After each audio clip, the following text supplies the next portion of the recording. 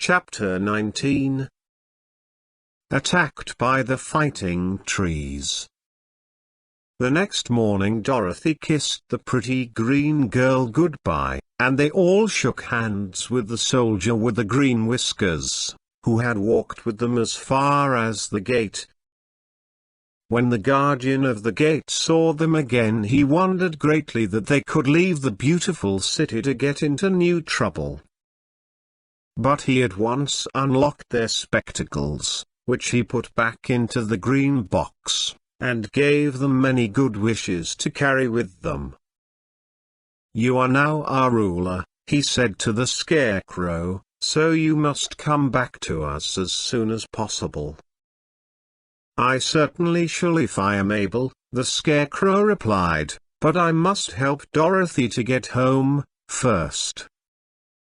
As Dorothy bade the good-natured guardian a last farewell, she said, "I have been very kindly treated in your lovely city, and everyone has been good to me.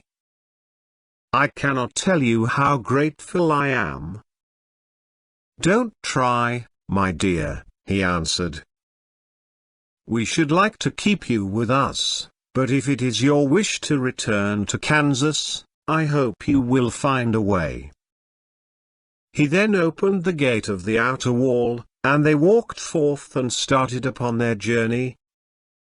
The sun shone brightly as our friends turned their faces toward the land of the south. They were all in the best of spirits, and laughed and chatted together. Dorothy was once more filled with the hope of getting home, and the Scarecrow and the Tin Woodman were glad to be of use to her. As for the lion, he sniffed the fresh air with delight and whisked his tail from side to side in pure joy at being in the country again, while Toto ran around them and chased the moths and butterflies, barking merrily all the time. "City life does not agree with me at all," remarked the lion, as they walked along at a brisk pace. "I have lost much flesh since I lived there, and now I'm anxious for a chance to show the other beasts how courageous I have grown." They now turned and took a last look at the Emerald City. All they could see was a mass of towers and steeples behind the green walls, and high up above everything the spires and dome of the Palace of Oz. "Oz was not such a bad wizard, after all," said the Tin Woodman, as he felt his heart rattling around in his breast.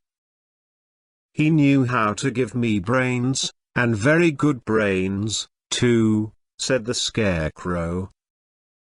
"If Oz had taken a dose of the same courage he gave me," added the lion, "he would have been a brave man." Dorothy said nothing. Oz had not kept the promise he made her, but he had done his best, so she forgave him. As he said, he was a good man, even if he was a bad wizard. The first day's journey was through the green fields and bright flowers that stretched about the Emerald City on every side. They slept that night on the grass, with nothing but the stars over them, and they rested very well indeed. In the morning they traveled on until they came to a thick wood. There was no way of going around it, for it seemed to extend to the right and left as far as they could see, and, besides, they did not dare change the direction of their journey for fear of getting lost. So they looked for the place where it would be easiest to get into the forest. The Scarecrow, who was in the lead, finally discovered a big tree with such wide-spreading branches that there was room for the party to pass underneath. So he walked forward to the tree, but just as he came under the first branches they bent down and twined around him, and the next minute he was raised from the ground and flung headlong among his fellow travelers. This did not hurt the Scarecrow, but it surprised him, and he looked rather dizzy when Dorothy picked him up. "Here is another space between the trees," called the lion. "Let me try it first," said the Scarecrow, "for it doesn't hurt me to get thrown about." He walked up to another tree, as he spoke, but its branches immediately seized him and tossed him back again. "This is strange," exclaimed Dorothy. "What shall we do?" "The trees seem to have made up their minds to fight us, and stop our journey," remarked the lion. "I believe I will try it myself," said the woodman, and shouldering his axe, he marched up to the first tree that had handled the Scarecrow so roughly. When a big branch bent down to seize him, the woodman chopped at it so fiercely that he cut it in two. At once the tree began shaking all its branches as if in pain, and the Tin Woodman passed safely under it. "Come on!" he shouted to the others. "Be quick!" They all ran forward and passed under the tree without injury, except Toto, who was caught by a small branch and shaken until he howled.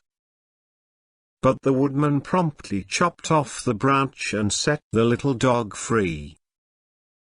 The other trees of the forest did nothing to keep them back, so they made up their minds that only the first row of trees could bend down their branches, and that probably these were the policemen of the forest, and given this wonderful power in order to keep strangers out of it.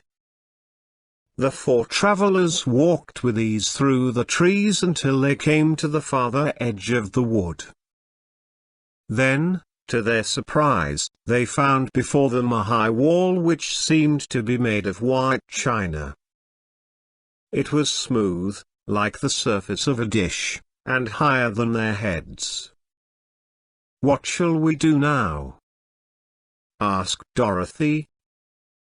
"I will make a ladder," said the Tin Woodman, "for we certainly must climb over the wall."